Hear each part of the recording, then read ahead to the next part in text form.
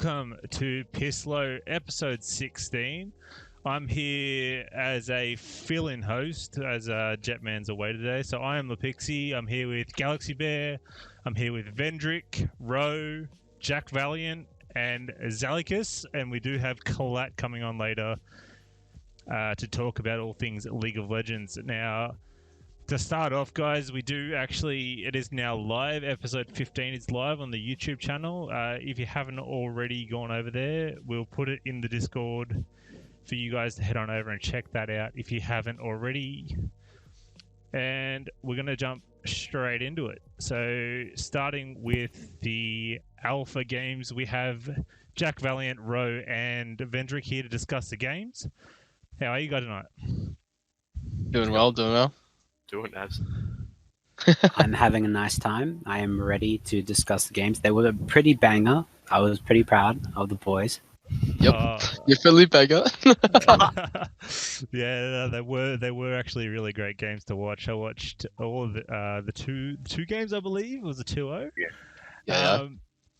Cleanest 2-0 in history. It was looking a bit shaky, I will say that. But before we jump into the games, I just want to get your thoughts. What you guys were thinking entering into this series of games. Basically, the way I was thinking about it was just, I believed we had better top jungle mid, and then bot was pretty even in terms of like just pure skill level.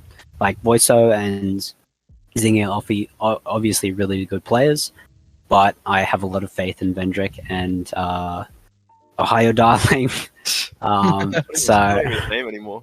I don't even know what his name is right now. I can't remember. House. Shadow's house, yes, Vendrick and Shadow's house.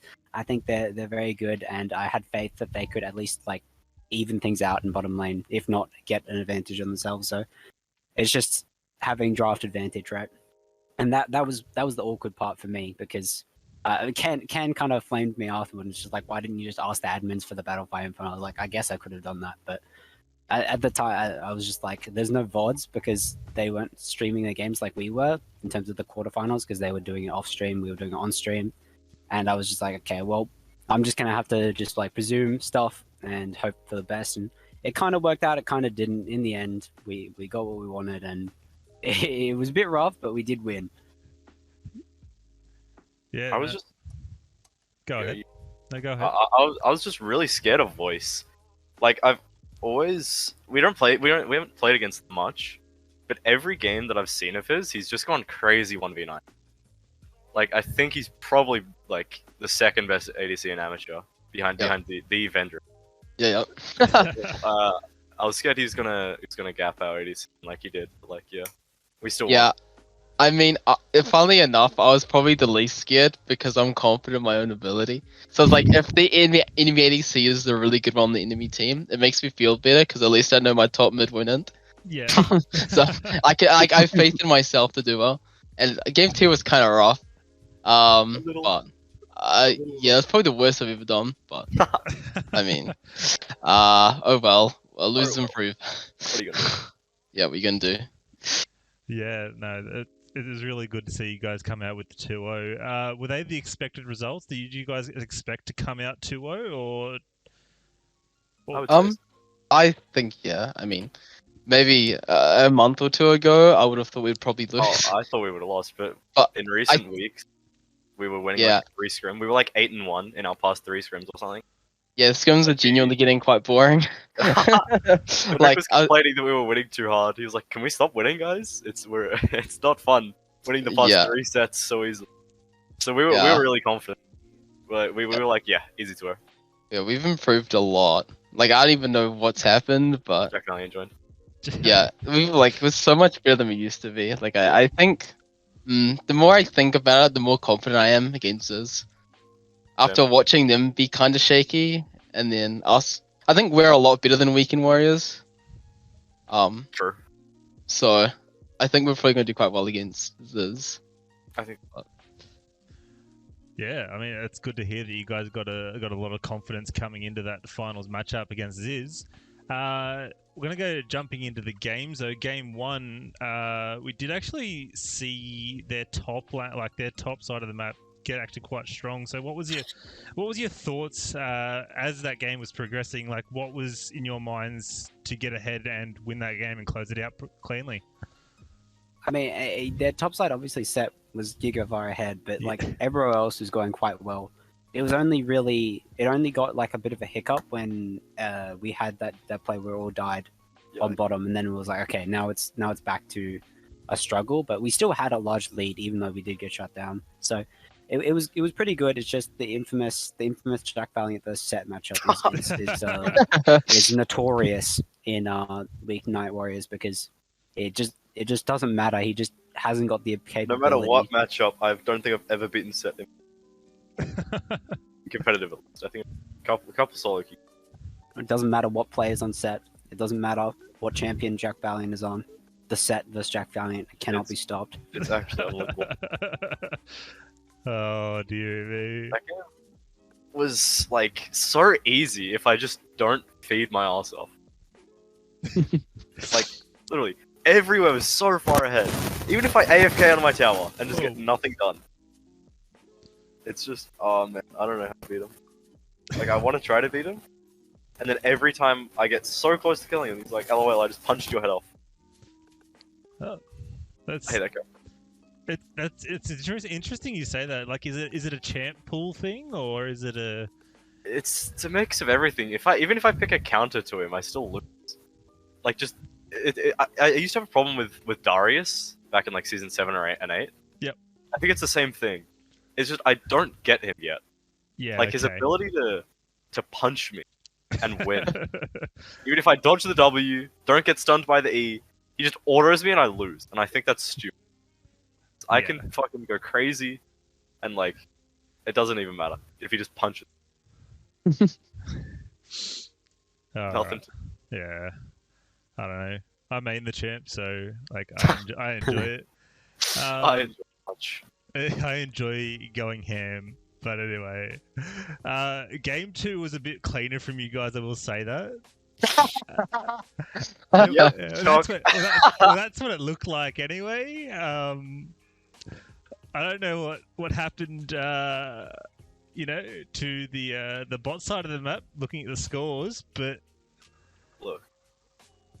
I mean, I felt like we got aimed, which is like fine. Like, kind of somewhat used to being aimed, but I think it was, I don't know, it's kind of rough. Like, I think what ended up happening is, I think it was kind of fine until we died 2v1 against Vayne, and then my support mental boomed, and then there's like, he died to the Vayne, he went and he respawned and then he died again. And then I died out of tilt. Like I didn't like run it, but I was just like I was just kind of like in like a weird daze of like what is going on. And then I died then, and then I went back mid, and then I think I died again because he just dove me onto turret. I was just like, they were very uncharacteristic mistakes. It was just pure tilt. To be perfectly honest, like I just kind of wanted out. It was really rough. Like getting aimed is fine, but the way that we like lost to the Vayne was just painful. It was like so painful. Like I don't even think she played it that well. I think we griefed a little bit. But I mean, I think keeping attempting to keep mental strong was kind of important. Attempting. Now I can't say how well my mental fared. The fact I had to mute my mic mid-game so I didn't further tilt was probably not the most optimal thing, but I don't shock all, so I guess it's fine. I don't know how we're so good, to be honest. Like, I feel like Entropic is by far the best jungler in amateur. Like, it's not even close. In amateur, yeah, like, yeah. He feels so much. It feels like every single game I play is like I can rely on my jungler. I don't think any other team can say the same. Jungleman's back in amateur now, so Jungleman I think rivals him. Yeah, okay, Jungleman. If Jungleman learned how to smite, then maybe. But yeah, I don't know. I guess trying to keep mental strong. It was. I don't even know how we won game 2. Like, I'm genuinely confused. Like, I haven't really looked back on that game. The Baron, we keep Baron balls twice, right? The first one from Alex was really smart. Yeah. The first Baron call was just backbreaking. They just played very bad about the Baron spawn, and Alex was just like, here's the win con, and then we got it. And the fact that Benson had wards on mid lane as well, that was just watching them recalling while we were doing Baron. It's just like, okay, well, free Baron, guys. Like, just commit. Like, just take it. And so they really they might have gotten a lead, but they did not close it in any way. They didn't have wards around Baron protecting it. They didn't capture a Baron at all, and they didn't have Soul fast enough. It just ended up being that Vendrick, while he might have gotten behind early, he played the fights really well, got damage out, and while he was like, he didn't have a kill, or maybe had one because 9 out of 10 KP was on Entropic. Like all this damage AoE was coming from Xayah, and Rakan obviously didn't get anything explosive, but you don't need the explosive things. You just need to do what you need to. You get the picks, you get the team fights, and then you run into a Xayah and a Rakan enough times. Eventually, they find the angle. The Graves cleans you up.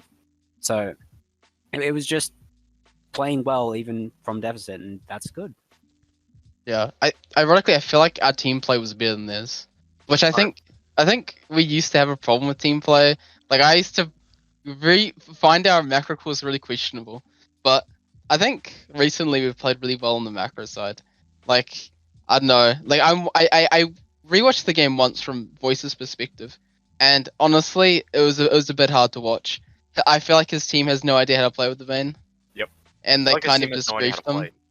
Like, their team just seemed like, I feel like they should have ended. Like, I feel like if we were their team, we would have won. Yeah, Finley. They could have ended. But I don't know. They all seem kind of confused somewhat. They didn't really know what they were doing.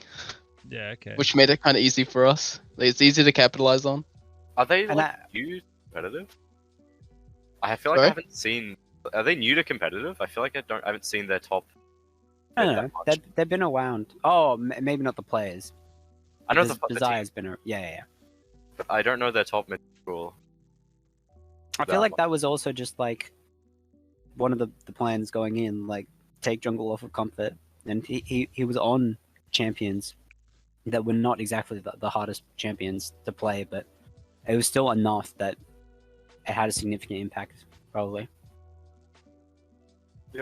Yeah, right. So, for all the guys out there who aren't fucking diamond or above, what would be your advice to them on closing out games that you're not necessarily ahead on? That you're not necessarily ahead. I mean, the most basic of things is that people don't play around Baron Vision or set up Baron Vision well enough or such. Like, you watch amateur games, Baron Vision often is bad or just like not properly done at all.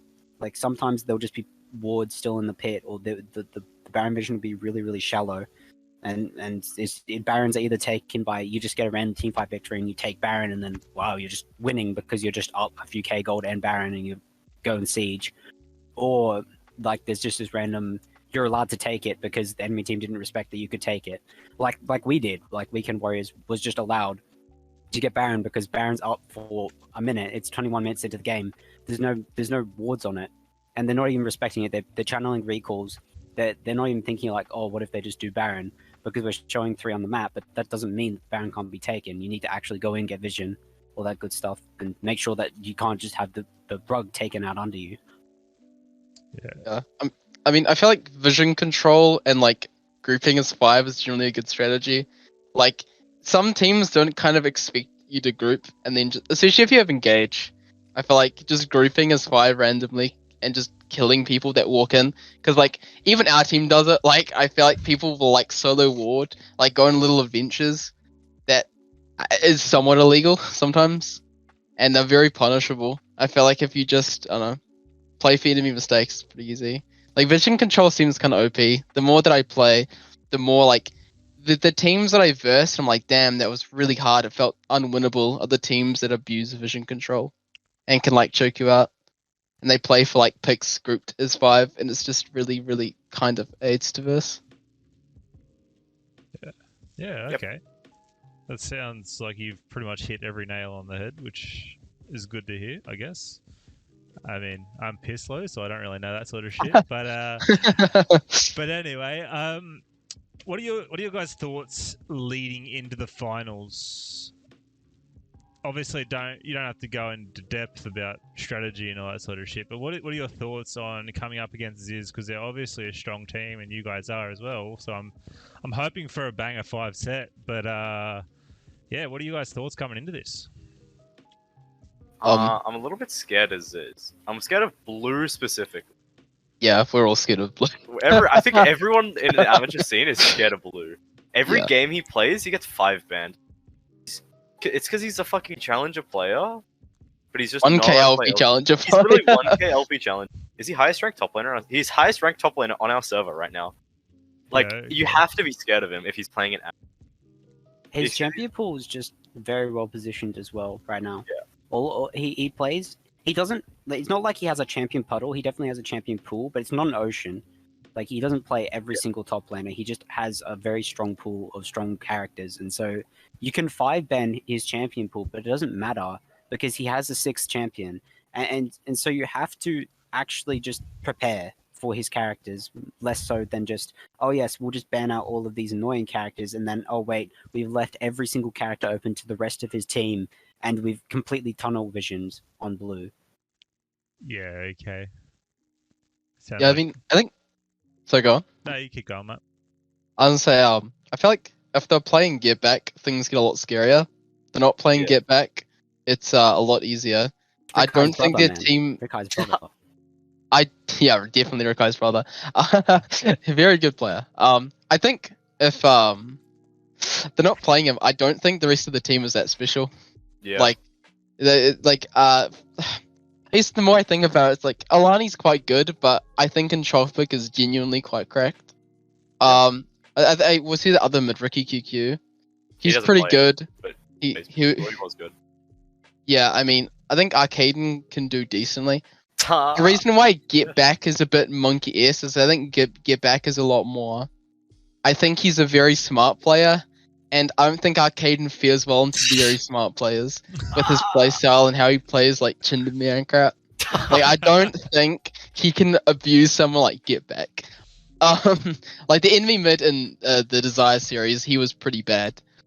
So it made it a lot easier for us. And if that mid was Get Back, maybe the best of 3 would have gone differently. But yeah, I don't know. The rest of the team is kind of average. I don't think Eno's super good. He's okay. Like, I don't really think there are that many good ADCs in amateur. Yeah. I do think Voice is Besides definitely one of the Vendrick. best. Yeah. I mean, Vendrick, if you exclude the last set, definitely Vendrick. But I don't know. Like, I think I used to not have faith at all, but now it's like, wait a minute. I rewatched their games. I'm like, they're not really that good, and their macro is nowhere near as good as it should be. I think, I don't know. especially with Rikai's brother. I mean, it's like, they almost throw to Weekend Warriors. I mean, I don't even think we can throw to Weekend Warriors. So I don't know. Based off of the scrim results versus Weekend Warriors, I think we're fine. Like, Mhm. from what I saw. All right. Well, I hope you guys get up. I'm gonna straight up probably predict like a 3-1 or something like that. I think they might get a game, but if you guys can... 3-0. 3-0, you reckon? All right. 3-0. Well, I like the No, confidence. I God. like the confidence. 3 3-0. for them or No. no. Three dear. across. Yeah. And while I've still got you guys here, I know you guys are quite busy with preparations and whatnot. But what are your guys' thoughts on the Twitter drama that happened during the week? Between- yeah. The Twitter It's drama. really something. I have no idea why he's that upset.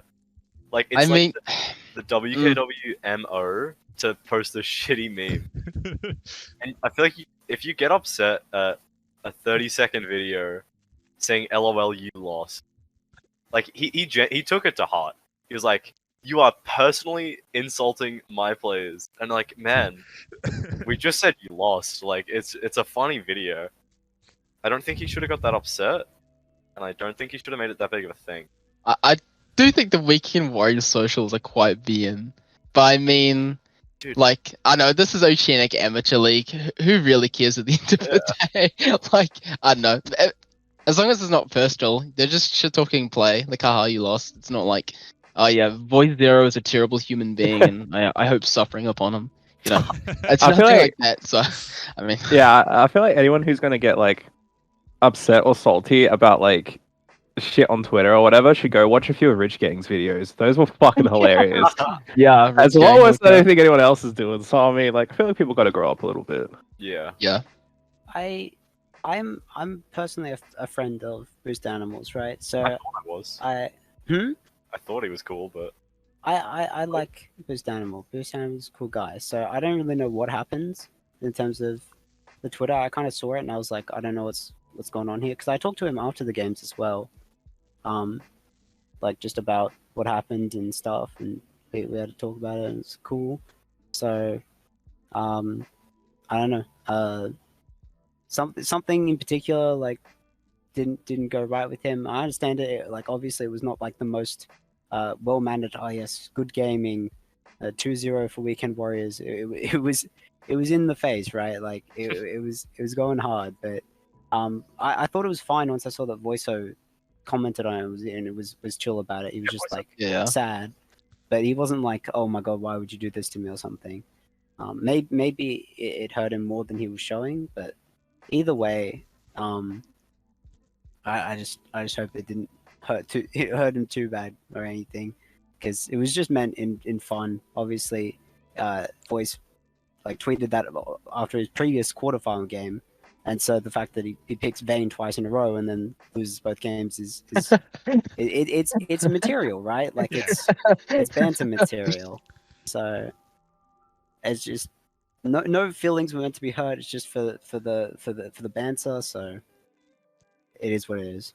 Yeah, and going back over the Twitter and like actually trying to find that content, he has since like taken down all like the tweets where he was like attacking. So like it's good to see that he's like sort of taken a look at himself and gone, "Whoa, what the fuck? Like, why have I said this?" And he did actually apologize to one of you guys on one of the tweets. So Yeah. like, wait, when did he apologize? I didn't see that. He apologized to me. It was on the Oh, and you. It was on the Jack Valiant tweet. Haha. Wait, okay, look. It's down here.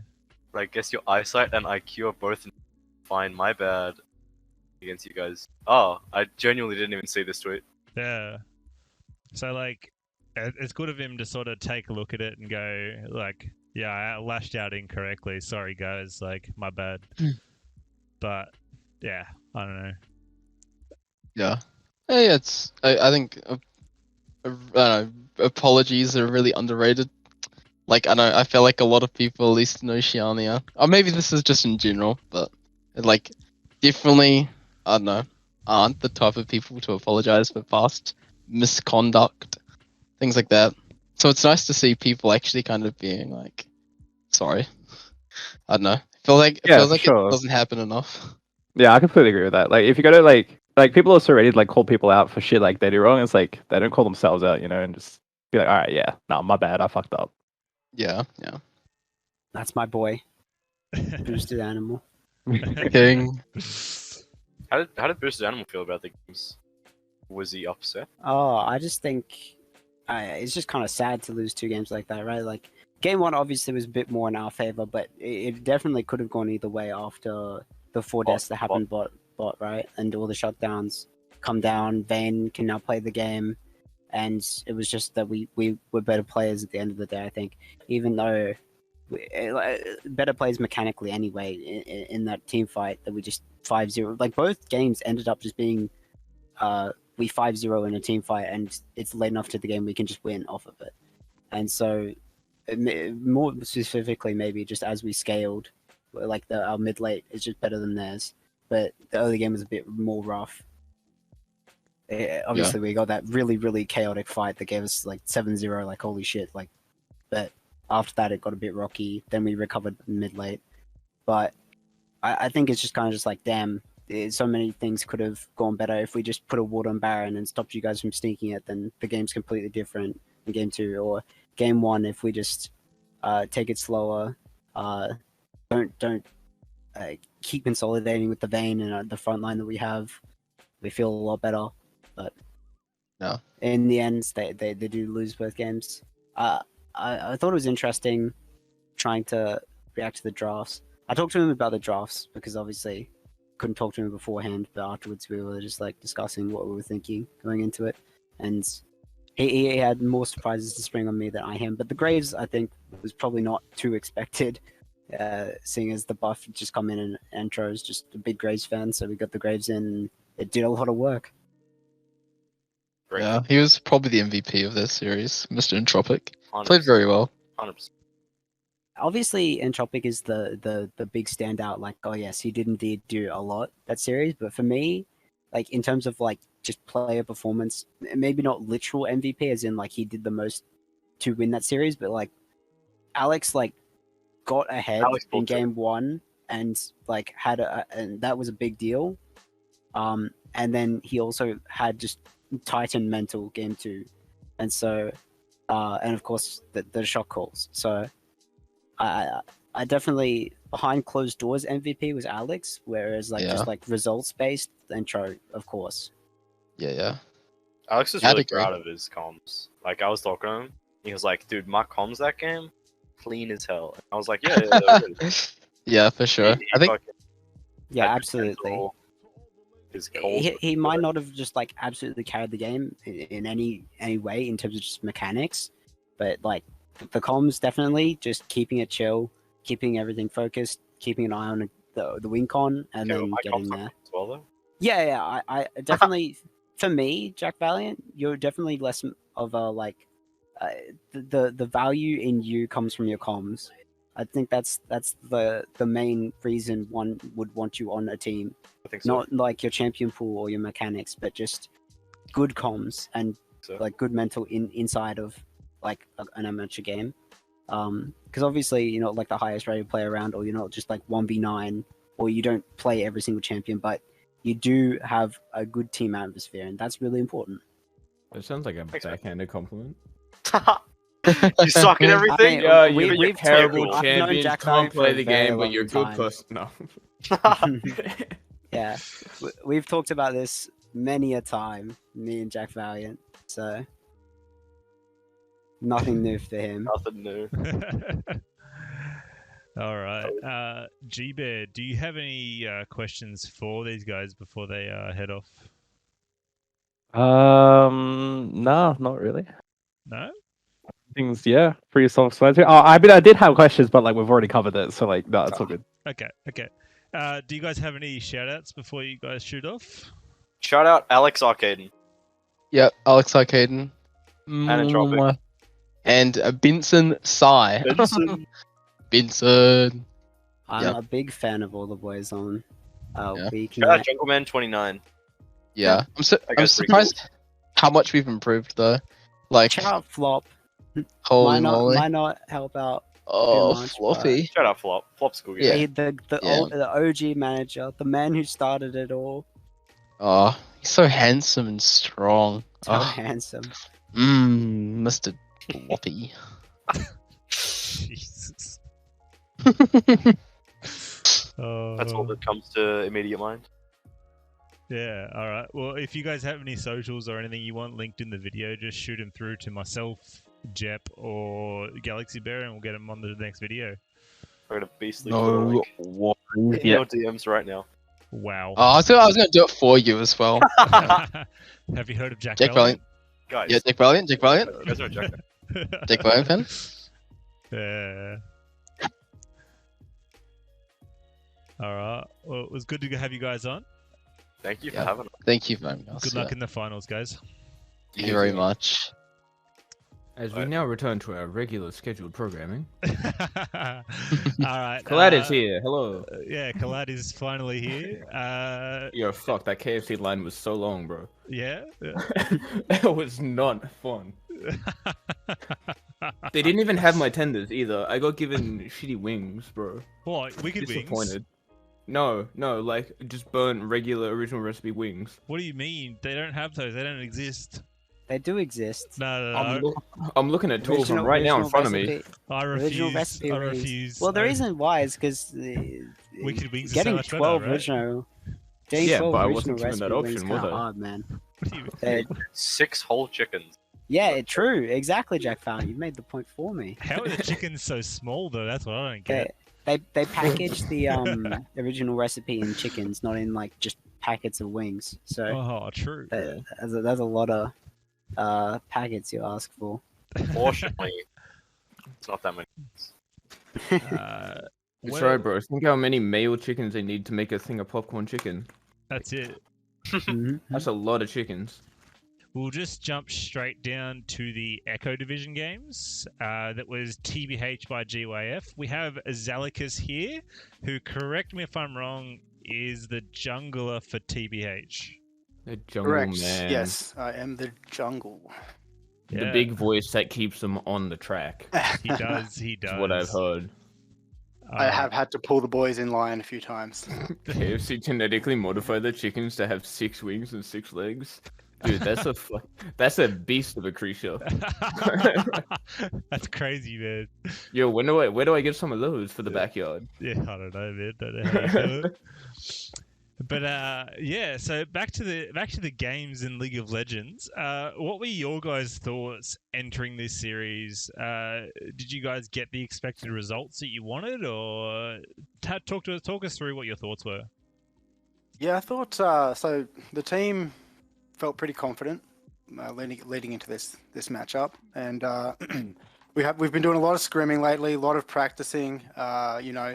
Trying up our different team comps, and trying different strategies, getting people off of their comfort picks, and trying to expand our reach in terms of different champ pools and different combinations. And I think going into this we felt pretty confident overall, but it's we've been really, I think as a team we've been playing really solid through all of our games so far. We've maintained a really good mentality. We've had some losses, and we don't let them get to us too badly. We tend to bounce back pretty quick, and I think overall the team's got a really good positive vibe going to it. And when we scrim, when we play flex queue, even when we run into weekend at like the end of like our 6th flex game and just get stomped, we still bounce back. So yeah, we're doing real well as a team, I feel. Yeah, no, it is good to hear. Like, so would you say that your guys' success is based on positivity? I would say. I think it's a big part of it. I think not letting games get to your head and being able to sort of just do a fresh start on the next is definitely a big piece. I feel that we also, as a team, are pretty good at taking some of that real talk, some of that harsh criticism and feedback. Not so much criticism, constructive criticism.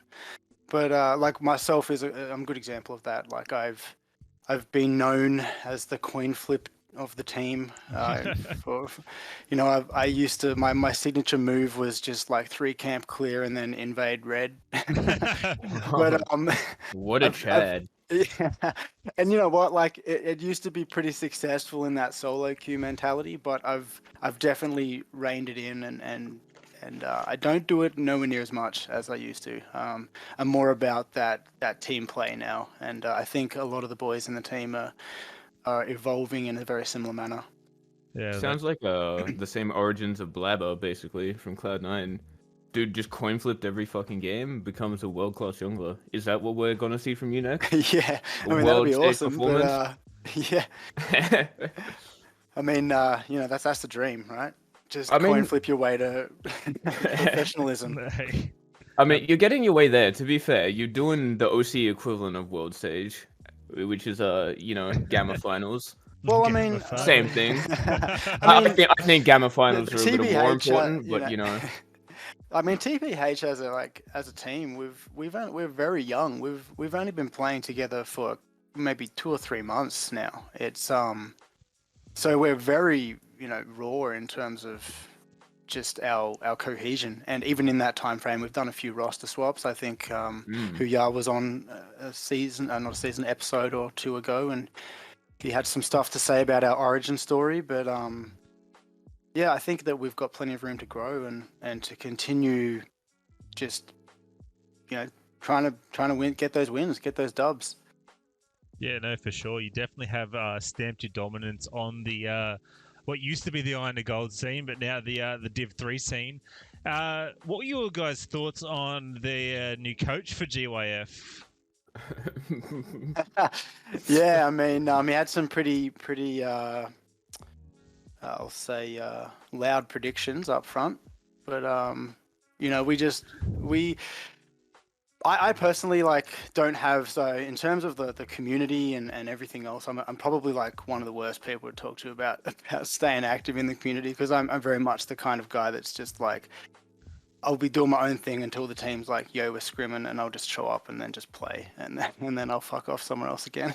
But so, and I don't actively participate in the community as much as the other boys do, and that's something that's slowly changing. But I've mostly just I've been in this game pretty much since the start, and I've always just kind of done my own thing. Managed to get myself to that diamond at one stage, season 5, but I'm hella washed up now, so it's a distant dream. But yeah, no, I in terms of I don't really have much of a comment, but I guess we'll just leave it at that. It takes a lot of effort for certain people as well to actively interact with the community and stuff in these sort of things.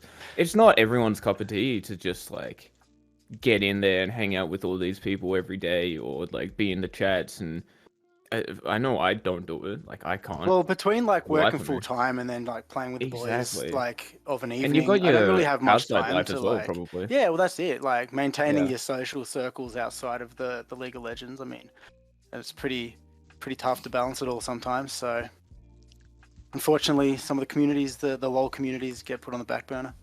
Yeah.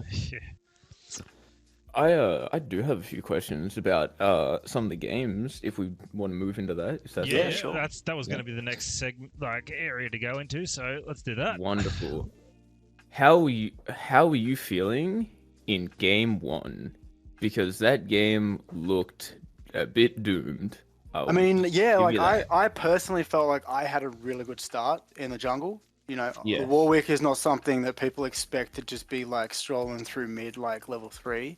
But I picked up a couple of nice early surprise kills off those ganks. So I think I took mid and then managed to Willie had top really low, so I just sort of blood centered my way up there and took another.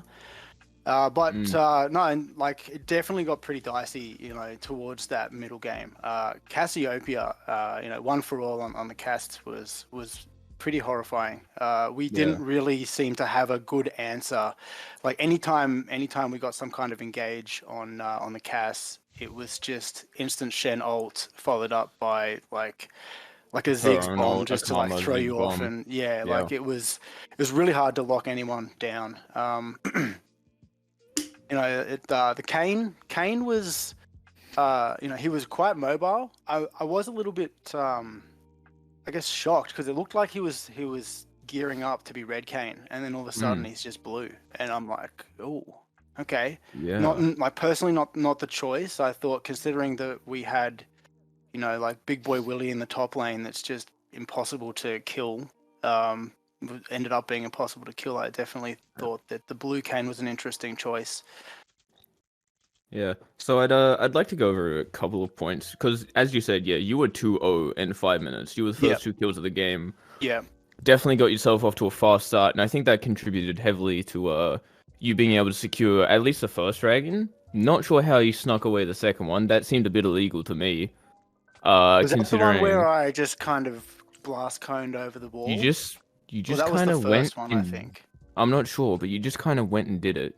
You just So the first one, 6-minute dragon. So whenever I play Warwick, I definitely love to look for those. First dragons. That's pretty standard, I suppose, of a Warwick. Pretty standard and fine, especially being 2-0. You could fight anyone there. I knew they had Scuttle Vision, but I thought I'd be, just kind of walk past that and then circle around and take the blast cone. Be a bit tricky. It worked out in my favor.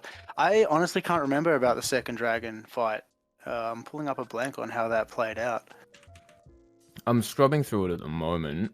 I remember I got caught. You just do it. You just walk up on control ward on Scuttlecraft vision. You just take it.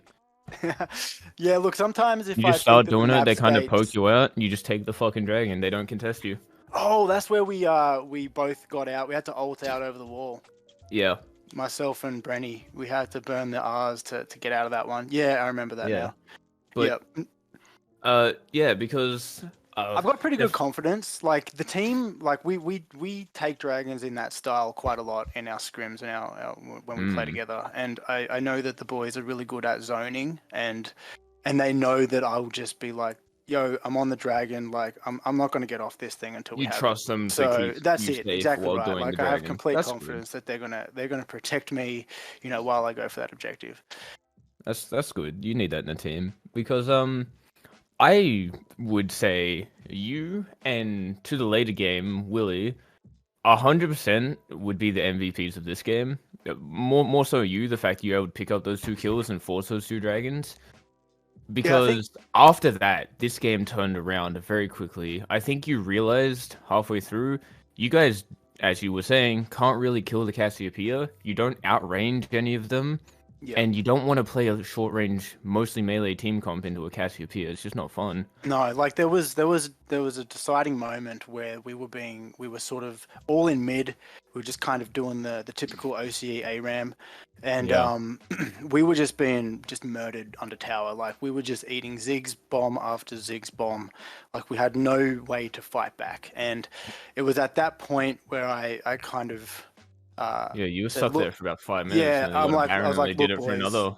That's it. And I was like, look, boys, the comp we're playing, we can't afford to play the game like this. We have to take the fight to them. We need to just push the fight and just, don't let up. And, the guys are really good at, I think, like there's been a few of our key moments in some of our games through the history where I've just been like, guys, like cut the shit. Come on, like look at the team comp we've got.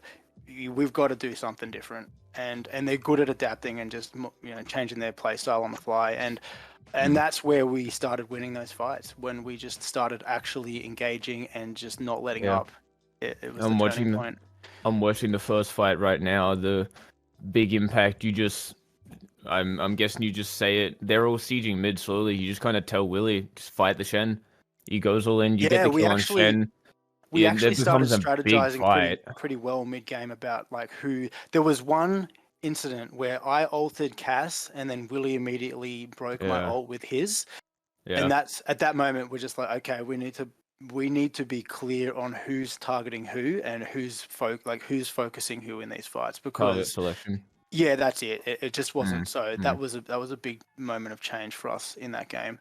And from there onwards, we had clear understanding about who our priority targets were, who was taking who out of the fight with Willie with his ult. So it worked out really well, and we managed to bring that back. That's good, and I think it needs to be stressed pretty heavily that it's very important that you got those kills and you got those early dragons, because if you hadn't, the way that their team comp is like built, there should be perma priority from the Ziggs bot lane. Like that looked quite unplayable. I think Manjuice did a really good job to stay within a 20 CS deficit and not fall behind further than he did.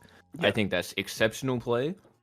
Because I played quite literally the same day, 3 hours before this tournament, against Lucky and Wildlife's Karma Ziggs in solo queue. It is not a fun lane.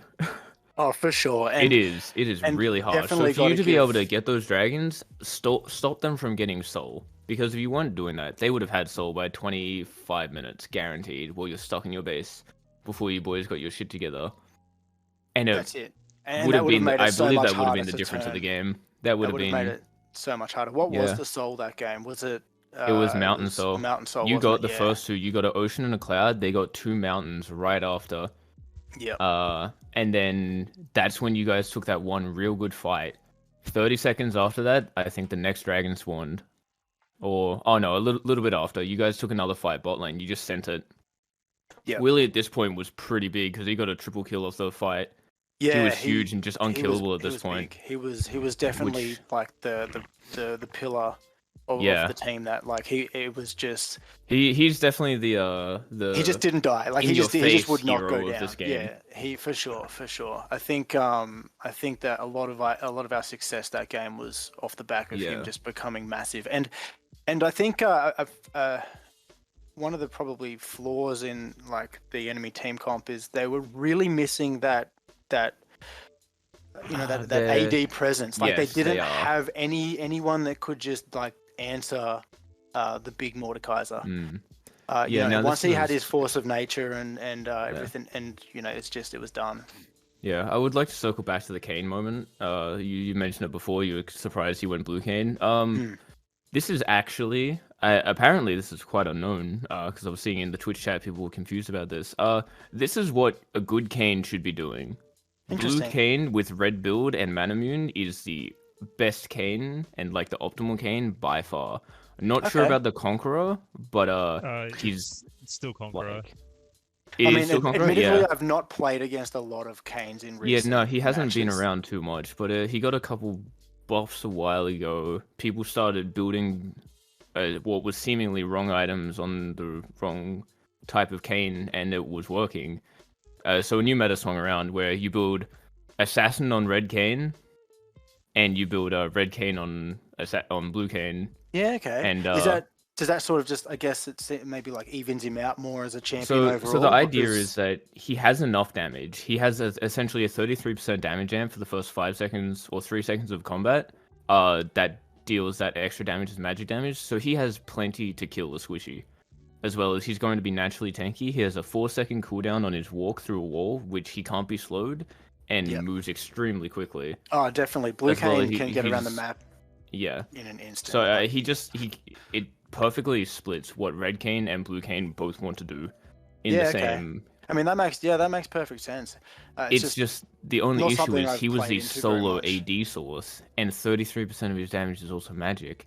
Yeah. The team runs into a very quick issue that they don't have something to kill Mordekaiser, which is what you get when you run Ziggs and Cassiopeia in the same game. But had you guys not turned on and figured out that they can't fight you in a straight up fight, they might have been able to get away with it. Yeah, well, I think we would have just been sort of eaten away slowly until we then had to deal with super minions and would just lose complete map control, and we would just slowly get choked out from there. I think that's how that game. That was definitely the future I saw in that first game. If we hadn't changed it up. Yeah, so that's why you're definitely the MVP for me for that game by far. I think to be able to keep the mental, to be able to stall your team in essentially 10 minutes by getting the 2 dragons, and make the decision, the important one of like stop being pussies, let's fight. Yeah, thanks, man. Turns the game around. Yeah, it's really key because I've played in teams when we didn't have that voice, and you just sit there for 35 minutes slowly losing, and you're like, well, at what point are we gonna do something? But no one says it. So that's it.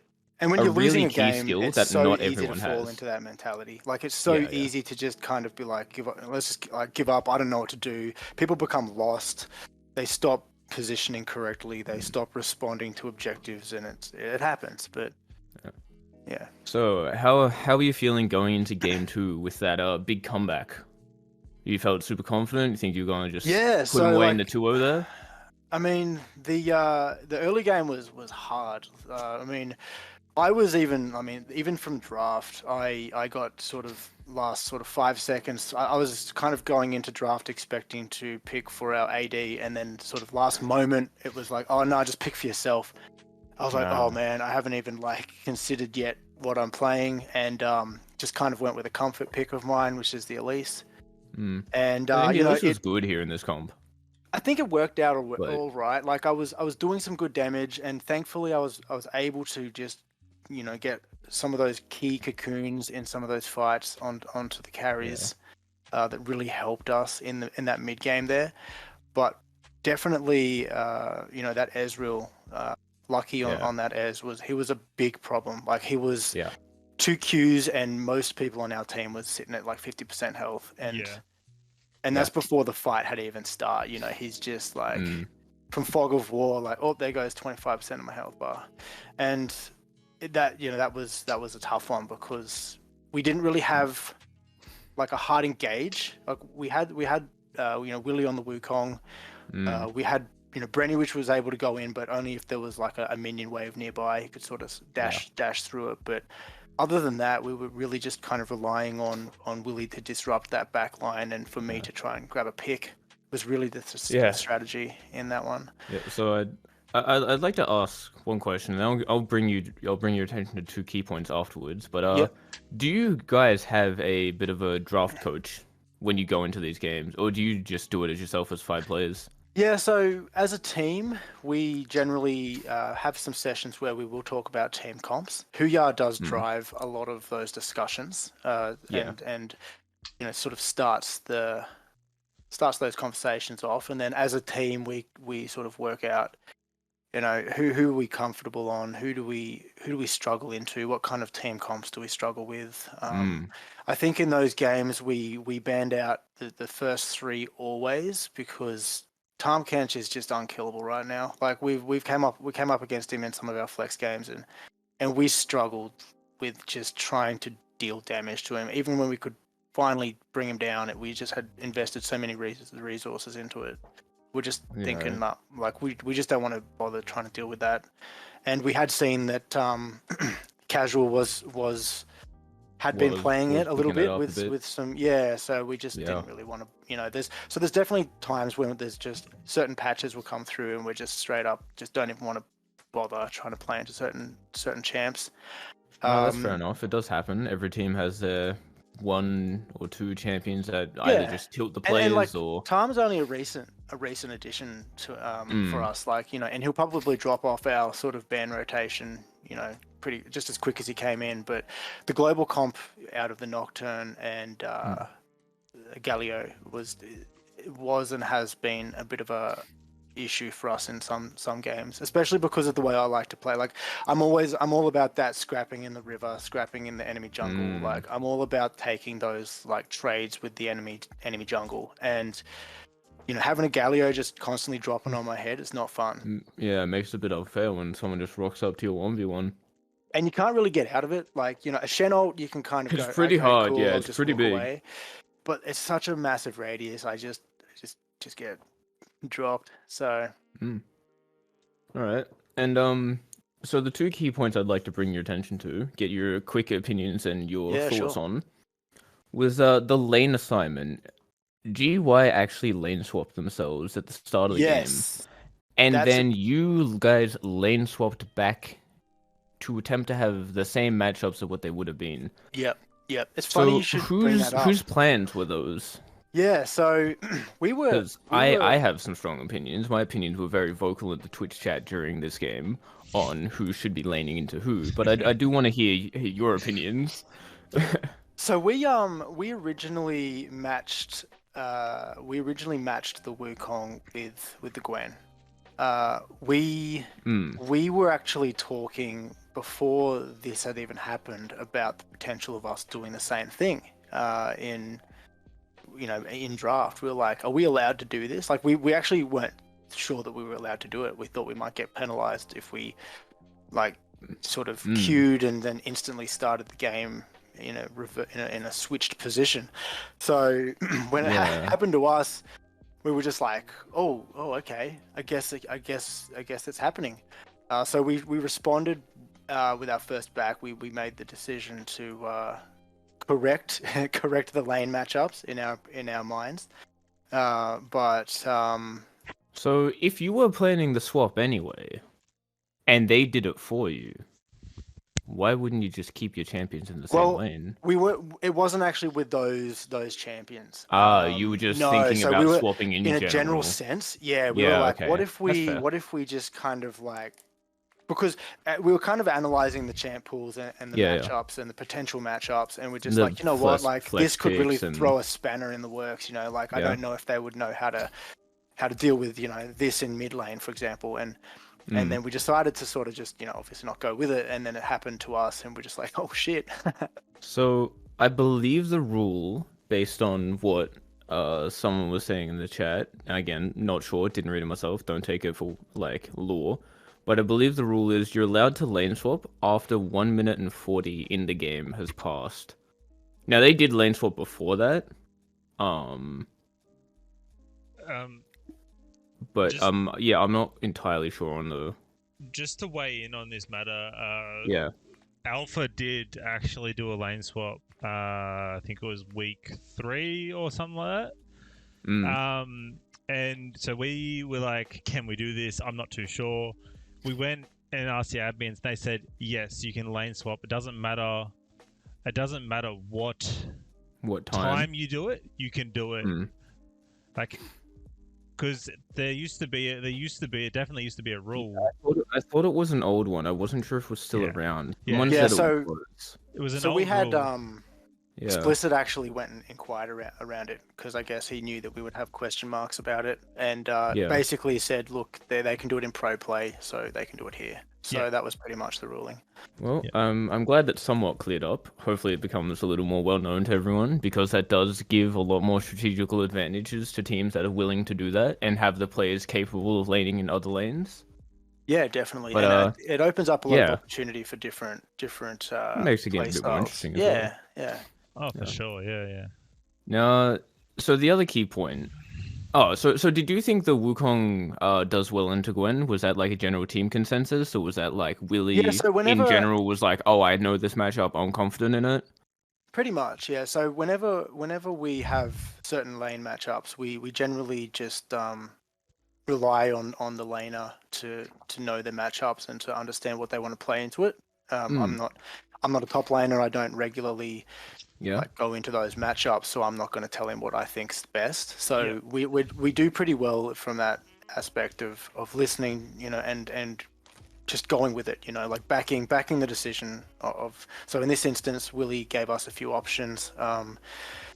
We ended up picking the Wukong, respect and for your laners and for what sure, they are. for sure. What they main, Yeah, and I mean, everyone's sort of played those games where they get forced into a specific pick or something because they think it was the best for the team comp, and if you end up losing, leave a sour taste in people's mouths. It can really just if you don't win and you're playing a champ you didn't want to play, like it just breaks your mental a little bit. So, well, I admire your reasoning behind it. I think it's really good. I think it's healthy reasoning. So I agree with that. It's if you guys are unsure, that just go with your laner and I think have trust in them. I think that's really it shows confidence good. in them as well, and it shows them that we trust in them as well. Yeah. So the only other point I had was now I'm trying to find it. There was the inevitable Elder fight. I knew this was going to come up. The first one. Yep. But no, the second one. So no. I want to talk about the first one. Oh, the first one. The first one. First one was uncontested, wasn't it? It was. So, do you have one person on your team that somewhat deals with like macro and decision making, or do you all just give like a general consensus, an idea? So I guess it's a bit of a combination. So, as the jungler, there's a certain amount of shot calling objectives like that just naturally comes with the territory. You've been spending the whole game just staring at these objectives and playing around these objectives. So when there's key moments, I tend to try and make a call, but it's always up for negotiation, and I'm always open to also going with someone else's decision. So in that particular, jungler has priority when making jungle calls. Yeah, and the calls that I usually don't get questioned on is like committing to an objective. So the team's really good. If I'm telling them that we're committing, like they will back me and they will stay there with me and they will win with me or they will die with me.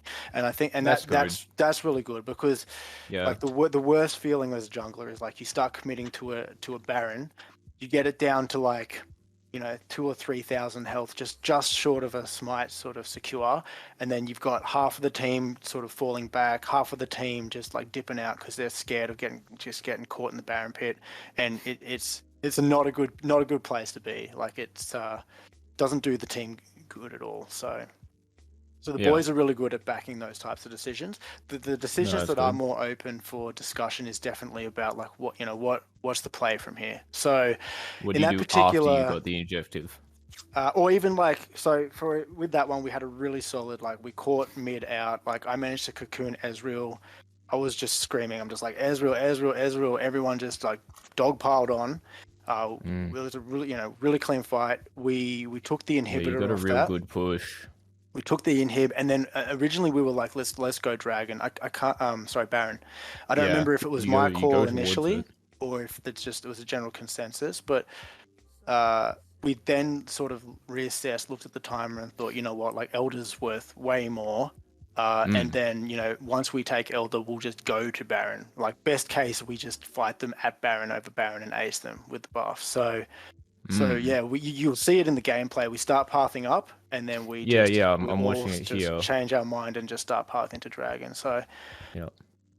So the thought process was get Elder, then if they contest us, then we fight them. Yeah, So so it was we've- using Baron to start a fight essentially. 100%. And you know Yeah. what? And that's actually I like come out that. of an That's good. evolution of us being fucked in that position so many times. So we've been that team where we're just like, let's take dragon, and we've been collapsed on, and we just get decimated, and then we lose the Baron anyway.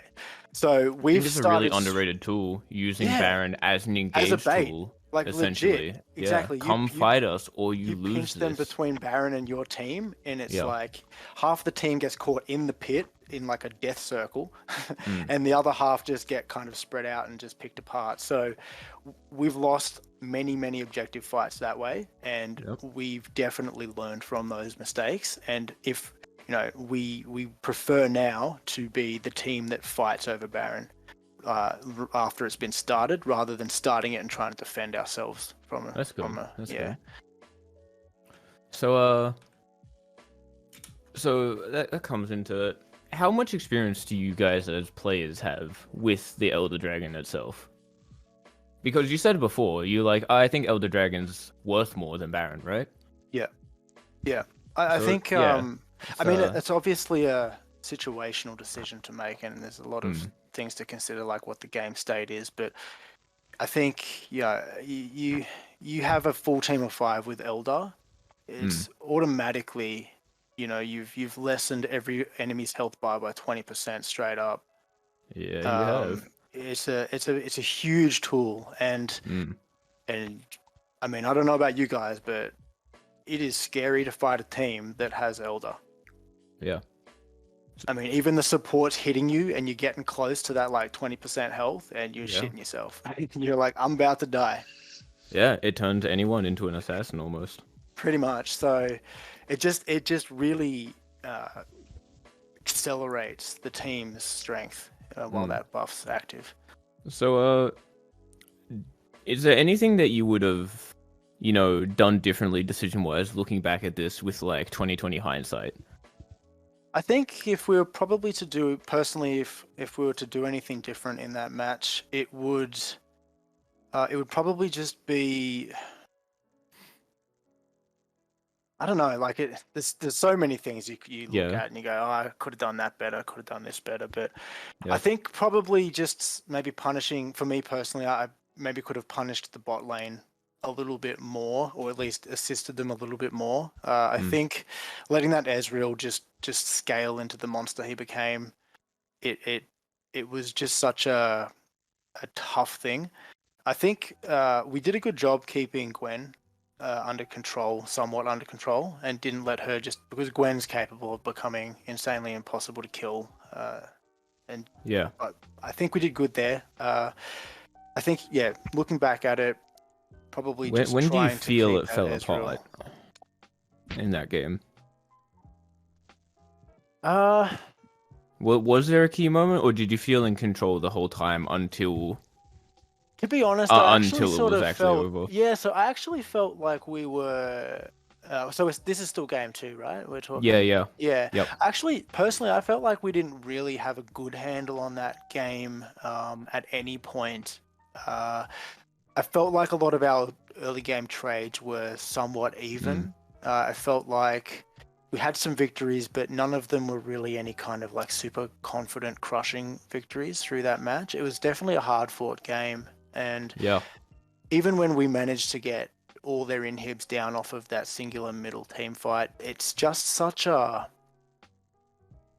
high stakes way to try and win a game. I think we had You had a lot everything going had on. to had a lot to like think about, everything had to bit line up under stress. perfectly. You know, we didn't just have like a Malphite that can just start a fight and everyone just piles in. You know, we had to try and get that pick. We had to try and get those key targets.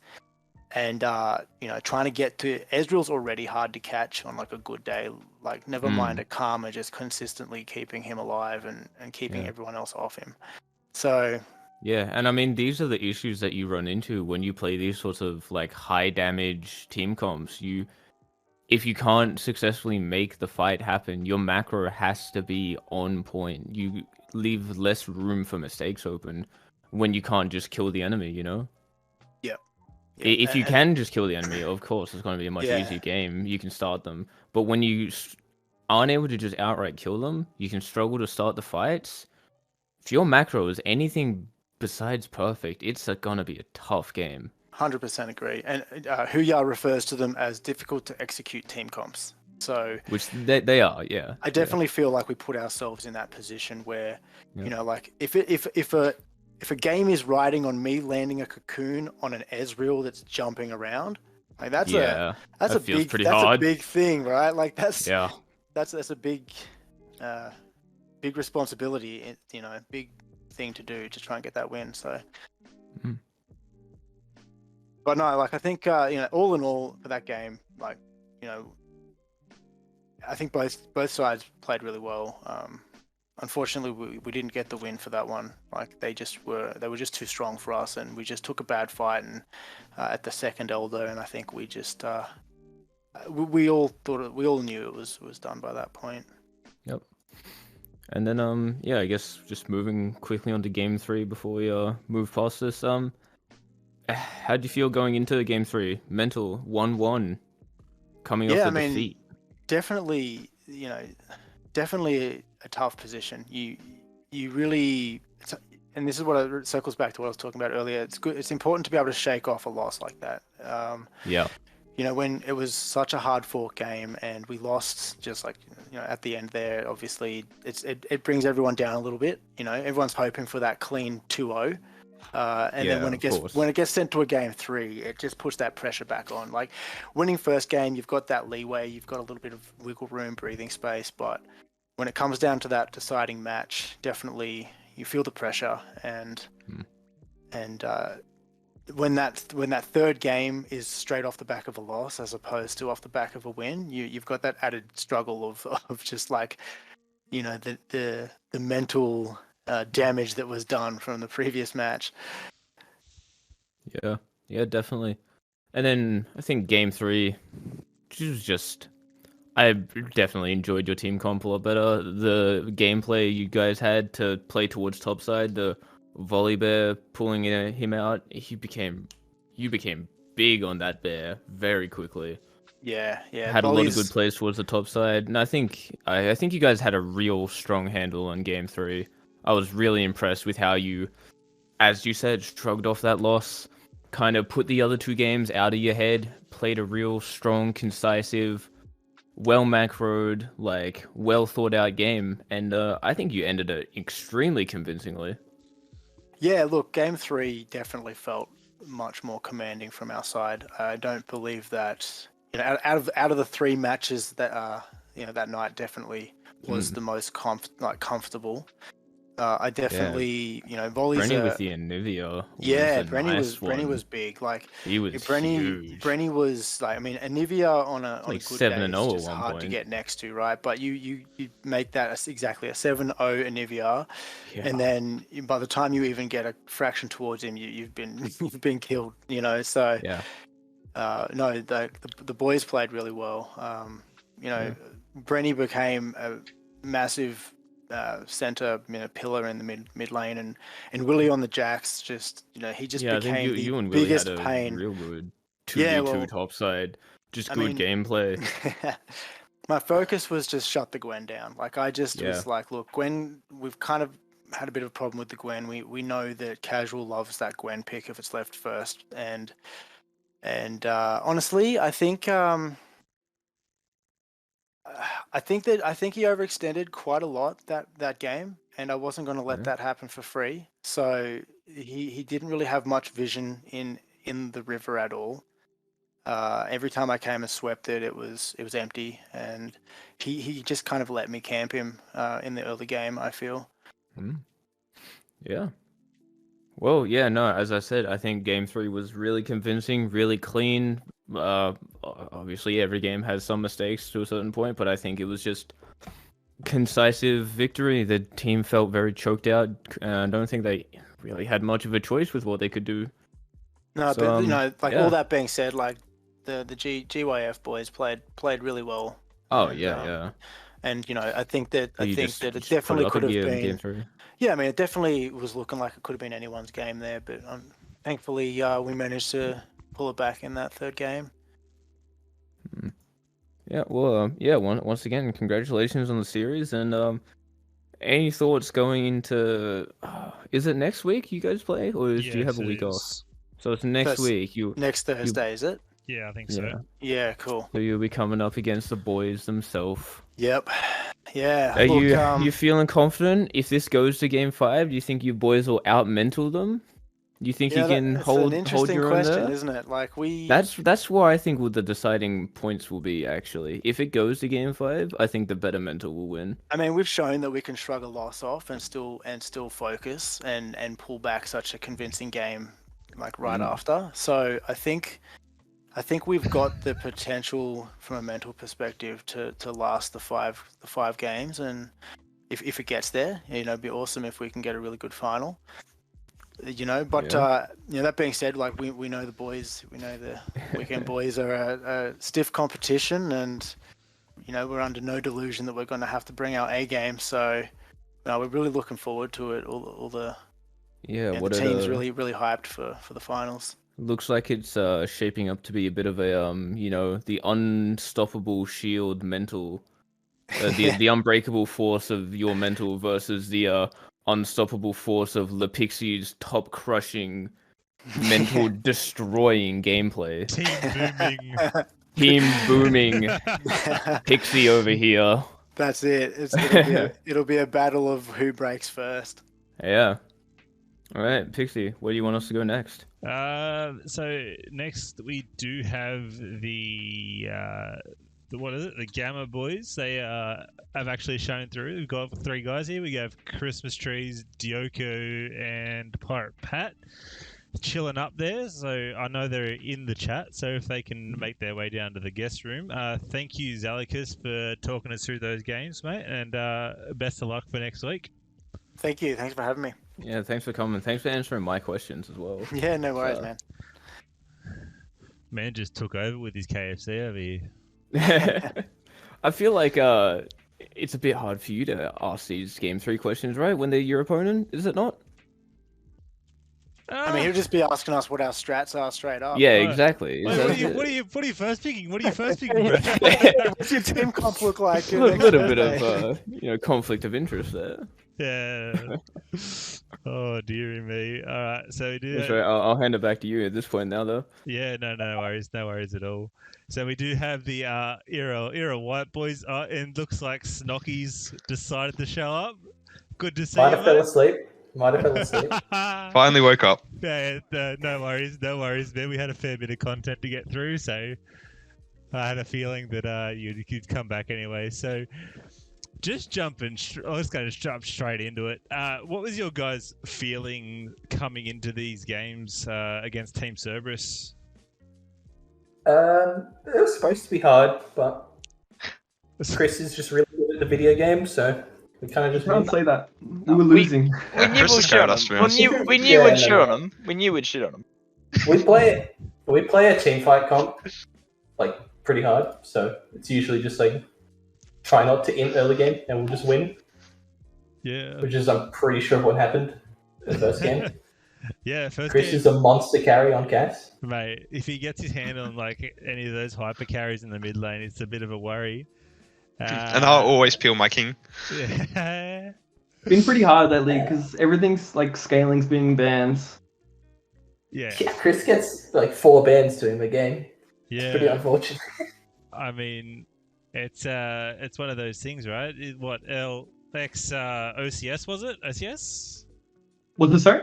Yeah. Were you ex Oh, OCS? he played OPL. He played OPL. I played OPL for 3 splits as OPL. well. Yeah. So, like, I mean, when people know that, they just go, "Oh God, here we go again. I'm gonna get fucking stomped."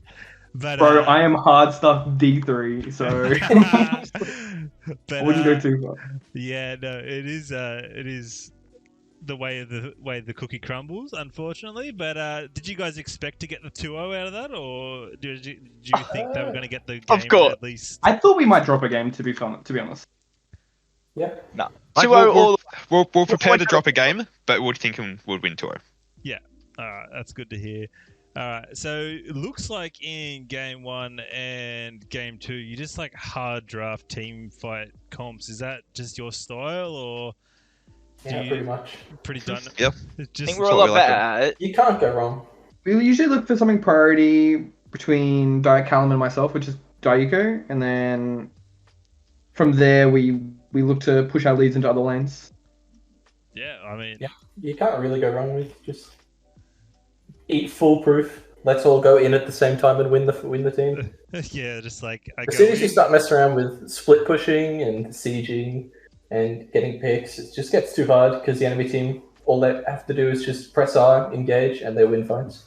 That's it. Like, ease of execution is big at this sort of amateur scene. But yeah, so I don't know. Do you guys have anything really to say coming into these games, or do you guys have a particular playstyle or team you were looking not to verse? I mean TNS because they're disgustingly high ranked. I mean, yeah, you have those guys next week. Am I They right? are the highest average. Yeah. We're gonna win. You're gonna win 2-0. They're good. 2-0. You're gonna win. Who's on TNS again?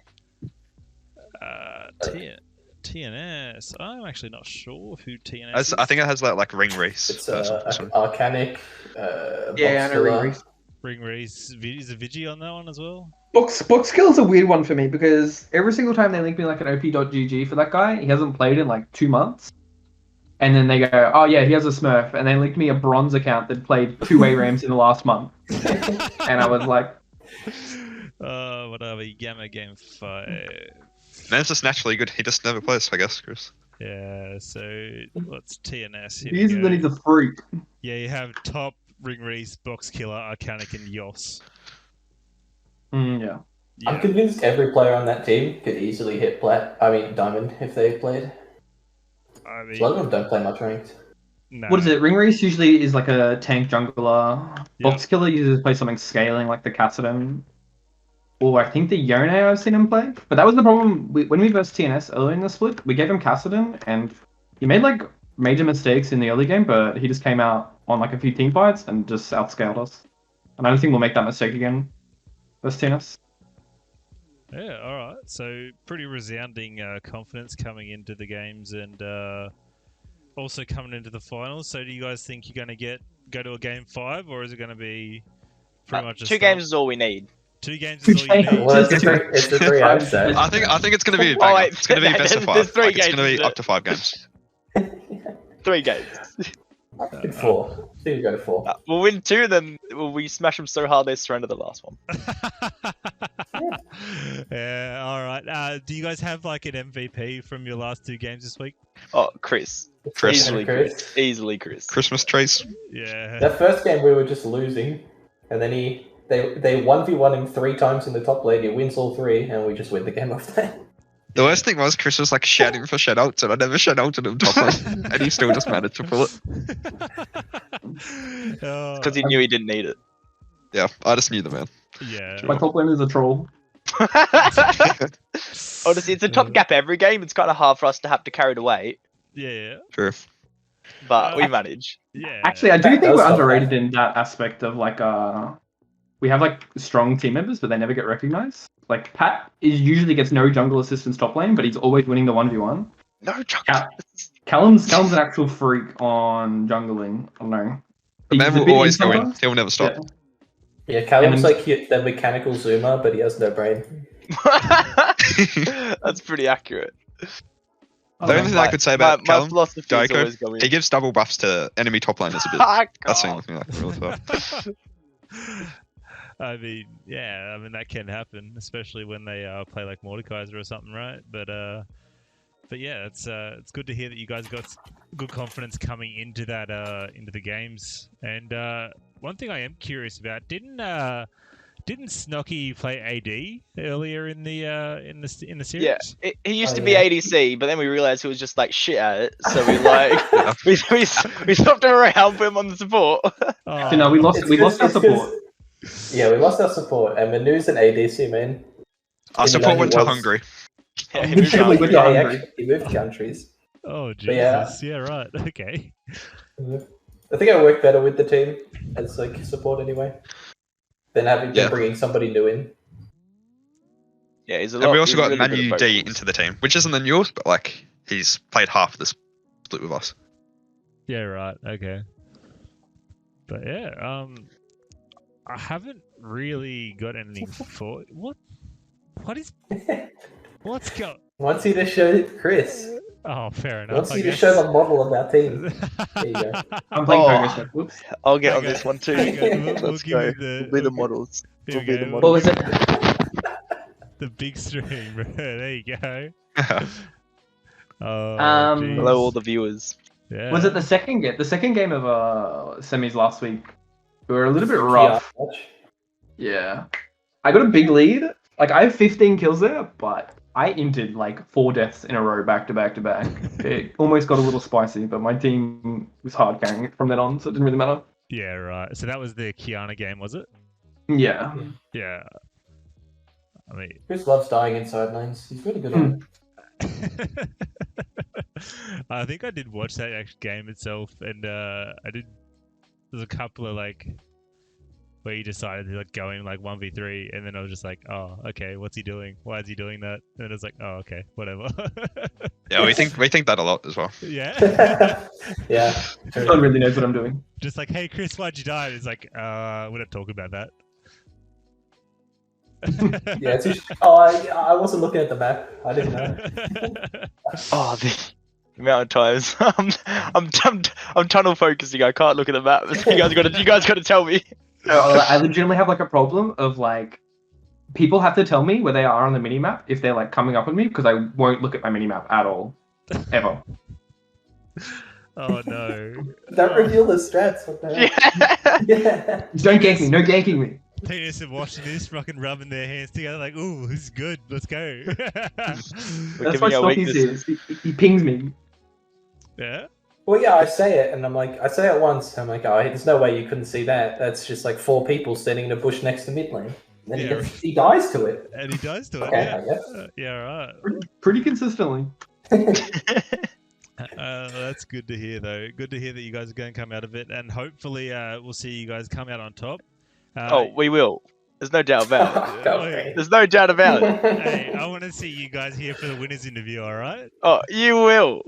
I'll look forward to it. I'll save the date now, mate. Yeah, for sure. For sure. All right. Anyway, I don't think I have anything else for you. It was a bit of a quick one, but have you guys got anyone you'd like to shout out? Shout out to Midgetson. He's in the Twitch chat right now. He's been a big supporter throughout it. Always there for us.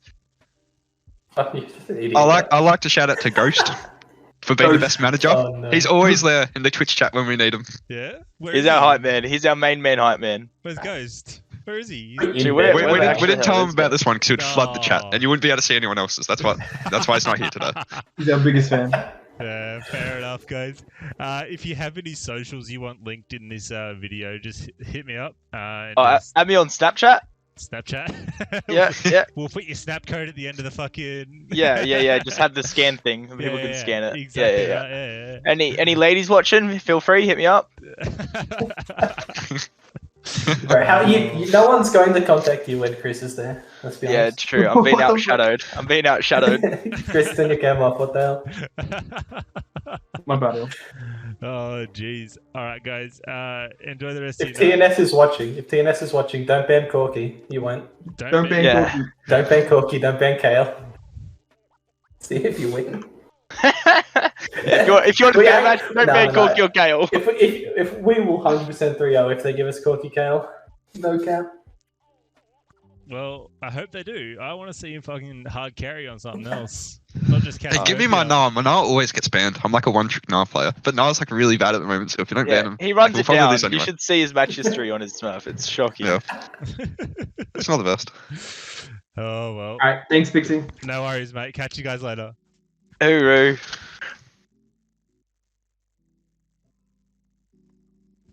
All right.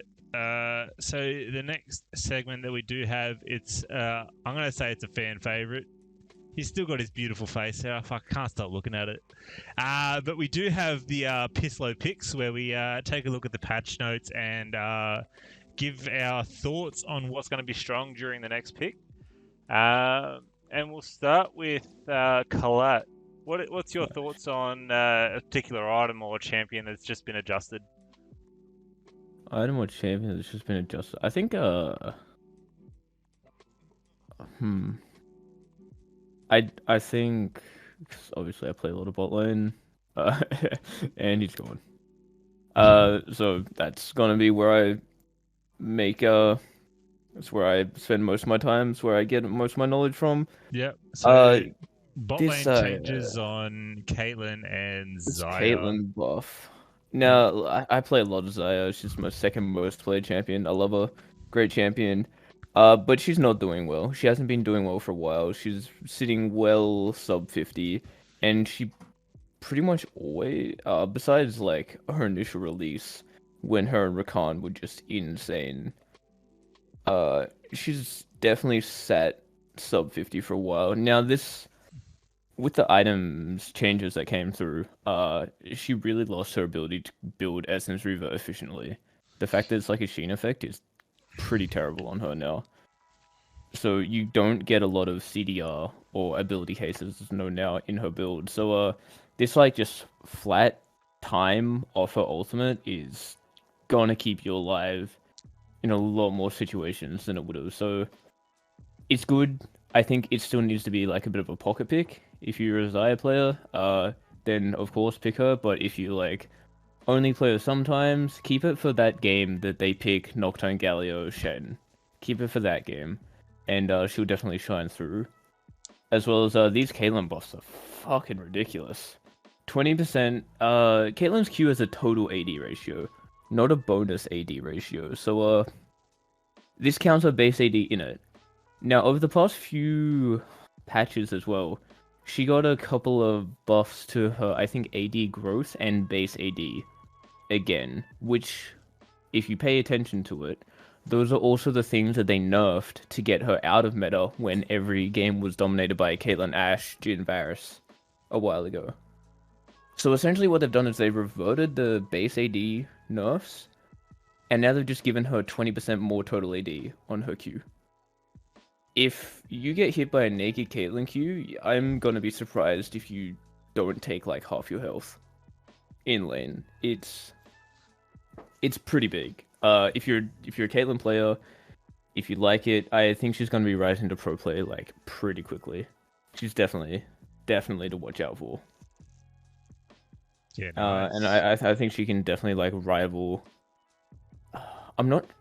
She might be one of the only other AD carries I think that could start rivaling a Ziggs in lane, actually. She does have some pretty decent wave clear. And poke. Yeah, look out for that one, actually. Look out for the Caitlyn Ziggs interactions. That'll be cool. So we're going to be definitely seeing a bit more Caitlyn Morgana, Caitlyn Karma sort of lane. You guys will be playing it as well, I'm pretty sure. Hey, stop leaking. Stop leaking. But Ryan and Sparky are annoying when they play that shit, man. Yeah, I don't know. I don't pay attention to bot lane.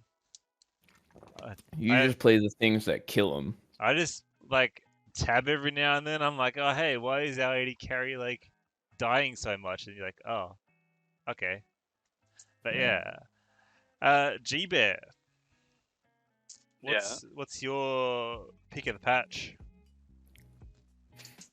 Do I have to give a single pick? Multiple if you want, I guess. Up to you, my man.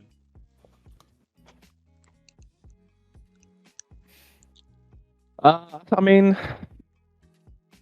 LeBlanc's getting a lot of love in like pro play and high elo.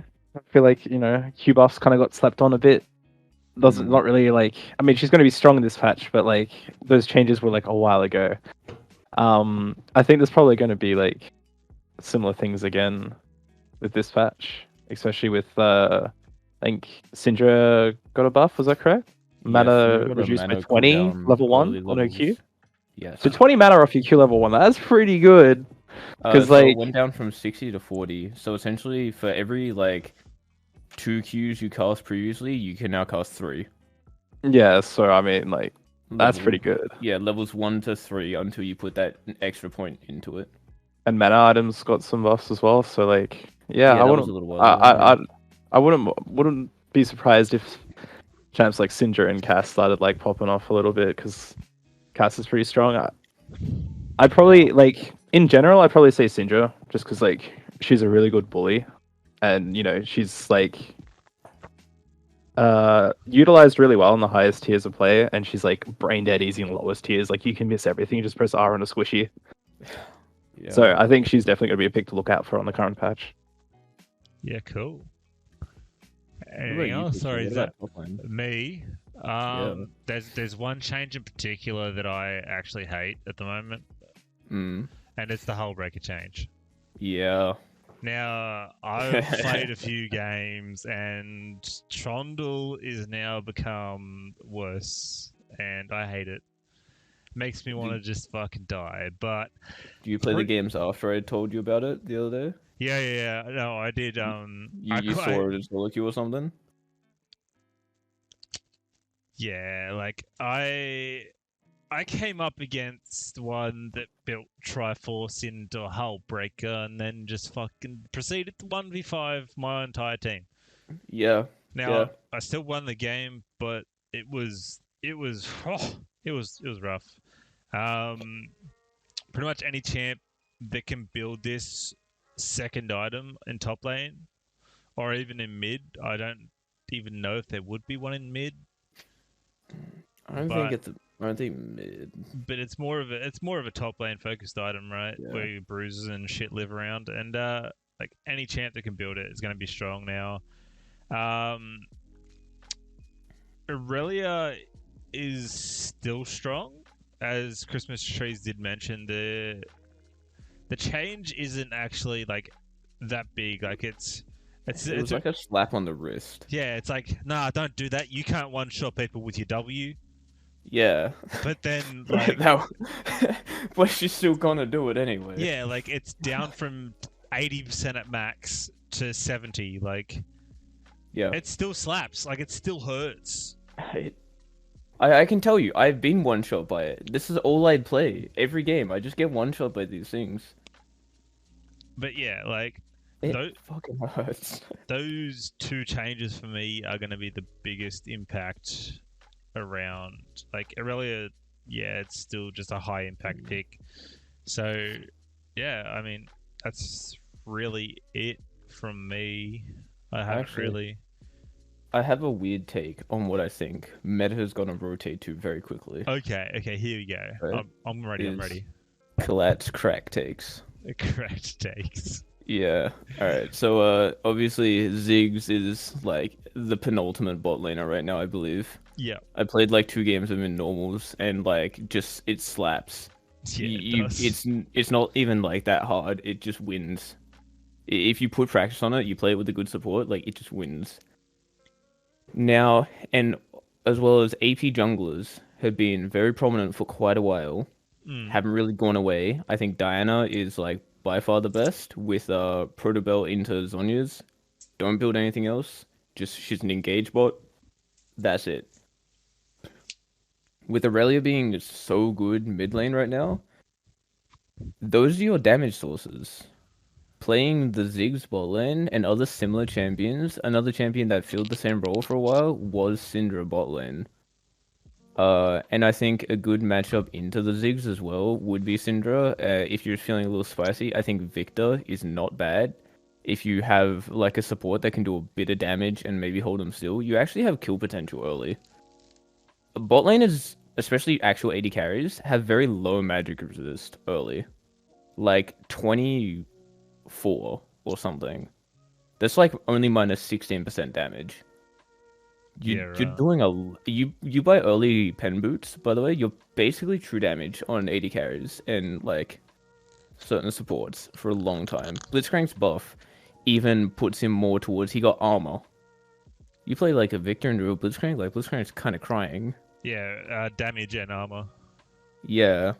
So I think playing AP bot laners, matching it with the AP jungler, and a consistent AD damage source mid lane, such as the Tristana, the Lucian, the Aurelia, I think that is the best way to play the game right now, with like some disgusting health tank top lane that's not gonna die, like Mundo and Sion. Being capable, or like, and Trundle as well, like being capable of building this Hullbreaker item, or Athena's chains. I think these items are disgusting, and honestly, that's if the meta doesn't change to that soon, I think it's purely because of pro players being stubborn. But you can already see it almost doing it. It's almost there. I think that's how we're going to be going soon. And if you can't like adapt to that, I think a lot of players won't be capable of adapting to it, and that's why there's going to be the stubbornness of like, no, AD carries bot lane, AP damage mid lane. But I don't think that's the best way to play it right now. I think these team comps are superior. It's not even close in my opinion. Yeah, right. I played Akshan in a custom game. He feels clunky. Yeah. And slow. I'm waiting for further like information on how he plays, but like, I don't think he's gonna be that nuts actually. Yeah, right. I think he's gonna be one of the champions that Riot releases quite underpowered, and then they overbuff him, and then people figure out how he works. But I'm not like hella scared of him actually, like a lot of other champions. Yeah. I think your LP is safe, people. G-Bear, I do just remember. Do you have a hot take on the entire Alpha squad being Smurfs? Oh well, no, not in the entire. I'm apparently an account sharer. I'm not a Smurf. Oh, sorry. Yeah. Yeah, no, I'm just dog shit at the game, I guess. Wait, where'd this come from? Who said it? Salty retards that did try. Well, they tried to do it anonymously. They made like an alternate Discord, but I'm pretty confident we know who it is because he's a bit of a retard and wasn't very careful with it. Not gonna like out people or anything, but yeah, nah. Yeah. Gotta know who he is, and where is it? No one took him seriously, so he can continue to waste his time if he wants. Yeah, but it made some pretty good fucking memes. So content is content, right? Content is content. Here we go. Galaxybear has been account sharing in BSV games, and the rest of Alpha are smurfing. Yeah, I guess I just fucking suck. I should send that clip of the Penta to him, eh? Yeah, you should. Yeah. But yeah, I don't know. It's one of those things. I guess you can't really control if people are going to get salty when they lose, and then try and get you banned because they want to win like $20 and a fucking Happy Meal. But I feel like what a lot of people forget is that we've been playing as a squad for like 4 years. Like the admins know us better than like almost any other team. Like, yeah, they're like who are you guys trying to fool? It's so fucking stupid. Yeah. Yeah, I don't know, man. I don't know. Yeah, you're not gonna get better as well by just like shifting the blame on like, oh, the fucking Smurfs or oh, they're account sharing. It's like, dude, even if they are account sharing, get better than the person who's actually playing on the account. Just get better. I mean, it taints the whole scene in general because it's just like salty losses, right? Yeah. You need to be able to like take that shit with a little bit of pride, have a little bit of self-respect, and just try and focus on improvement rather than like having to cry. Yeah. Taking on the chin. I mean, there's a few people like who genuinely do Smurf in these events, and Oh yeah. it does take it away from me, I guess, when I'm like scouting a team. I'm like, oh hey, like I'm looking for these things like some swaps and stuff like that, like the key indicators that the account's being shared or they're smurfing or whatever. Instead, I would love to just look like an OPGG and go, okay, he plays these champs, he's good at that. No, cool. I don't have to look at anything else. Mm. Yeah, but hey, we've been through this topic how many times now? Yeah. I don't know. Funnily enough, what that person who like was posting that shit didn't realize is I was actually live streaming the game to one of the admins in our call while we were playing. Yeah. Oh, I mean, I don't know how the hell I managed to do that and be account sharing. Fuck, man. Just I'm just too fucking good. I could just multitask that well, I guess. Yeah. Oh, well. Anyway. But yeah, maybe for some funny content. It did. All right. Well, I think that's going to do it for us tonight. Thank you to everyone that tuned in, and we'll be back next week, same time, same place, and don't forget to follow us on the Discord. There is an announcement channel in there. Head over there and every update that we post, all the videos, all the live streams, they'll all get posted up there, so we don't have to share it around to multiple Discords. But you guys have a good night, and we will catch you guys later.